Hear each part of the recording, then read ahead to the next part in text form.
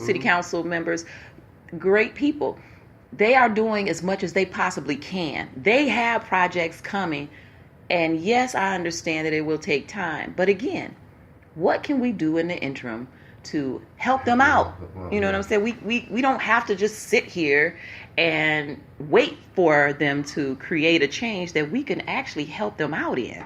You need to work on as far as the school systems and the kids, you know what I'm saying? A lot of that first learning come at home first, so try to make sure y'all kids go to school and be respectful and everything. I won't even touch on that because I feel like we could do crowdfunding to get a facility for homeschooling for some children, so that way we'd be able to go ahead and put a lot of our history into the teachings and teach the correct history to our own. But that's another story for another day.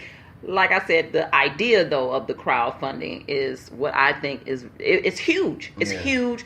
I think it would be a great game changer for our community if we stood up, united, mobilized the idea of, hey, let's get together. Let's put together this so we can beautify the city. We can get a water park down at Rowan Park, like the Alcoa one down there by the post office in Muskegon. Things like that can happen. Things like that can happen. We just need to stop looking for others to pour into our community and start doing it for ourselves. Yeah. Any final thoughts? Watch us go.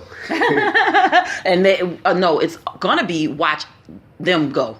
Watch them go. And I don't know. It might be from the look. I don't know. I don't want to get political on it or start nothing to have break no enemies and everything. From how I see it, it seems like it's gentrification, but that's another story. With heavy hands that we just speak on a different topic. My final thought is: love where you are, take care of where you are, and stop expecting for others to do so, because you can make a difference.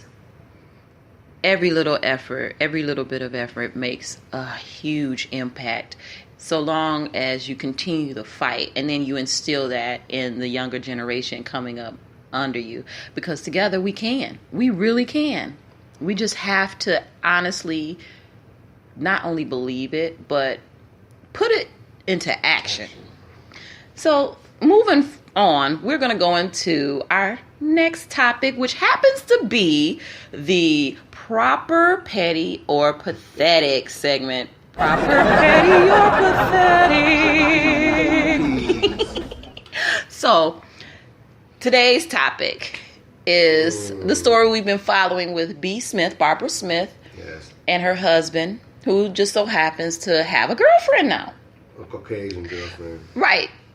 Whatever. Anyway, so for anyone who is not familiar with who Barbara Smith or B. Smith is, she is like the black version of Martha Stewart. Came up in the 90s with her restaurants and books, cookbooks and things like that, and her television show. But prior to that, she was featured, one of the first African-American models to grace the cover of Mademoiselle magazine. So she's been in the game for a while, but the thing that she's most notably known for me, was like the home and gardens type thing. Because it wasn't garden, it was the more so in the home and things like that. Because she's also a life coach. Mm-hmm. So she was just beautiful, beautiful, beautiful chocolate lady with these dreads. She was always physically fit. And then she was with her husband. Her husband was there with her all the time. And it seems like he was a doting husband, really loved her, cared about her and all that stuff. Yeah, so in comes 2013. She's diagnosed with Alzheimer's. Mm-hmm. And she went public the following year, 2014, to let everybody know. And since then, I guess it's just been like a really debilitating type of experience for her. And he has been there taking care of her. Now, 2017 comes, he meets his girlfriend. And she was dealing with Alzheimer's because she had lost her parent, her father from it. So they came together on common ground or whatever, ended up getting together. He moves the girlfriend into the house so that he can be with her and have his quality time. And they both can help take care of his wife, who has Alzheimer's. Who has the mind capacity of a 4-year-old. And my thing with that is... you said she has the mind capacity of a 4-year-old? 4-year-old, yes. Yeah. B. Smith. My thing with that is he's saying that this is what she wanted. She told him to move on in life. And I'm not condoning his activity. Me being as a married man myself, I wouldn't do my wife like that. I honor my vows to death do us part through sickness and health, all that stuff. But we don't know what they talked about, what they discussed. Maybe she did tell him, if I get ill or this take with me, I want you to be happy. Go ahead and do what you have to do to be happy. But as a man, I wouldn't took that deal. And plus, at the same time, we don't know where her mind capacity was at the time when that conversation was held. Well, and the fact that he moved in his girlfriend into their household. Now, any way you look at it, he's wrong, but that was a little bit disrespectful. Now, to actually move your girlfriend inside the household. Now and then it's like, well, okay, she has her own money, she has a brownstone, she drives a Porsche, whatever. But to move her into your household, man, like that was a little too much. But like I said though, we don't know the conversation they had prior to this arrangement, if that's what she wanted or whatnot. She did say, well, I take that back. He said that she said she wanted him to go on and live his life. Go on and live your life. That should have been wrote down in black and white. But she also wanted him to share this information with the world as well. Mm-hmm. And he's upset because he's getting this backlash, and he's saying, no, I am a devoted husband to my wife. I'm taking care of my wife, and pretty much he's saying, I have needs too. She wanted me to live. She wanted me to move on. I've been celibate for 2 years and I have needs. Okay. Now, mind you, and this is a really hard topic because she doesn't have any immediate family. Mm-hmm. So she's a self-made millionaire. Comes around and gets to this husband, and she brings him on board, and now you have somebody else. You're saying she doesn't need B. Smith's money, and he could say that about him too. But I'm sure they're using it to take care of her. Yeah. And then the pictures that I've seen since B. Smith has been sick, she was beautiful. She still has her facial. You can recognize her, but they've cut off her dress. She's graying. She has a big overgrown sweater on. Like, come on. Can you at least have her looking like how it was when she was at her best? I mean, I know the mental capacity may not be all there, but you can physically make her still look nice. I'm not saying put her in heels. You know what I'm saying? But at least make her look nice. Let it be graceful. And he says, I'm taking care of her. But that's not how she was looking prior to getting sick. I'm sorry. Yeah. I have a problem with that. I don't care if the girlfriend is white. Let me just tell you that. Because she could be purple. His wife is not dead. Mm-hmm. He has not honored his vows to the fullest. And like I was telling you, he got to take that up with his maker. Plus, I know dealing with or living with someone, a family member, someone you care about with Alzheimer's. My granny was diagnosed with Alzheimer's. She had it for over 20 years, and when she transitioned, it was hard.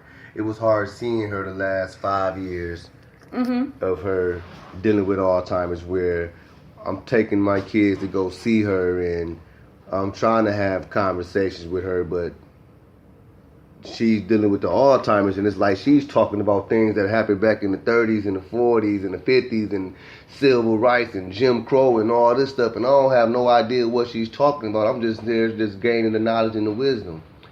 I remember one time I took my youngest son Kamari to see her. At the time, I think Kamari was only like 7 months, and he favored my uncle Larry, which passed, was one of my granny child that passed when he was 9 months, and she didn't want to get a baby back because she thought Kamari was Larry, her child.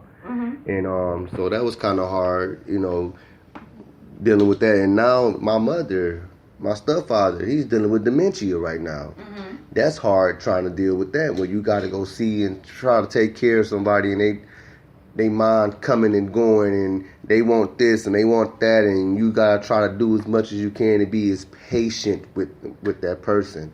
It gets hard, but it still don't make an excuse for you, this man, to actually have his girlfriend live in the same house with him and his wife. That don't even sound right saying. I guess it's all about compassion. And we all are on the outside looking in. Yeah. And we can have more compassion. We definitely can. Because, like you said, that is something to watch somebody who you've seen in their time when they were up. Just go down, all the way down to that of a 4-year-old mentally. That it has to be excruciating for him. I get that. Yeah. And I know he misses his partner, but it's no more different than if I get sick with cancer and I can't have sex with you anymore. It's the same. Do you just, well, you know what? I got needs too.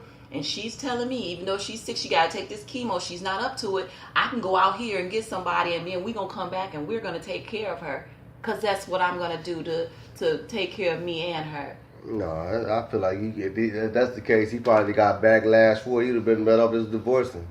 And I don't really feel like it should have been a divorce either. They really should have, at that time when they had the discussion, she could have laid it out for him what was hands off and what he could do. I don't know if they said about falling in love with somebody else. We don't know that, but he's making it seem like they did have that conversation. And that's what I'm saying. We don't know what conversation they had. She probably did tell him that. We've been married this long. You've been supportive of me. You've been such a good husband. I want you to be able to go ahead and move forward and move on with life and everything. Take care of me or do what you. But I want you to be happy. And he probably took it like, you know what? My wife told me this. That's part of their vows. He's honoring his wife's final wishes, if you want to say it that much. And that's what so in his mind, in his eyes, what he's doing is not wrong. And by him being public with it, it's not wrong because this is a conversation that they probably had. But my thing is, if they had this conversation, was she already diagnosed? Was it before she got diagnosed? Like, where was her mind at when they had this conversation? Then at the same time, I'm a fan of minding your own damn business. Famous or not, because this ain't I'm pretty sure this happening right around the corner somewhere, down the street, next door or something, you know what I mean? But since she's famous, now it's a big deal. She has fans, but it's people that deal with this on an everyday life type thing. So I don't condone what he does, what he's doing. I feel like he's wrong. It's pathetic. It's petty. But at the same time, if him and his wife had that conversation and this is what they agreed on, forget you, mind your business. And that is fine until you put it on a social platform. It don't matter. You cannot put that on a social platform and then tell us, this is what it is, and this is what it is. And you have no right to say anything, explain how you feel or anything. This is between me and my wife. I just wanted to let you guys know. What?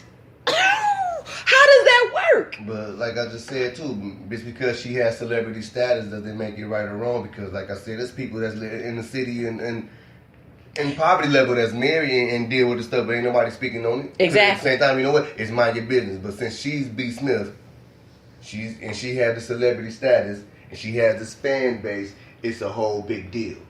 What about the person that's your next door neighbor that got a husband and the wife might got cancer or something? They doing the same thing. You gonna turn the other cheek and watch it, right? But since she's famous, it's a whole different thing. Like I said, I'm not trying to argue or make it because he has received death threats, and the girlfriend. Yeah. Okay, but like I said, I'm not trying to make it seem as if what he's doing is right. But at the same time, I'm not gonna sit here and justify or give judgment to this man. I'm just speaking as me personally. If I was put in a situation like that, I won't do that to you. Well, I'm going to tell you right now, you damn sure won't. For real. But no, seriously, I don't even feel like... Because he was trying to sell us on this being a new normal because mental health issues are on the rise and Alzheimer's is really high in black women. And 2 times higher in black women. I get all of that. But what we have to also recognize is that there are all kinds of other situations that could take you out. We could be healthy in a car, driving along Sunday day, and then we get into a bad car accident, you're paralyzed from the neck down.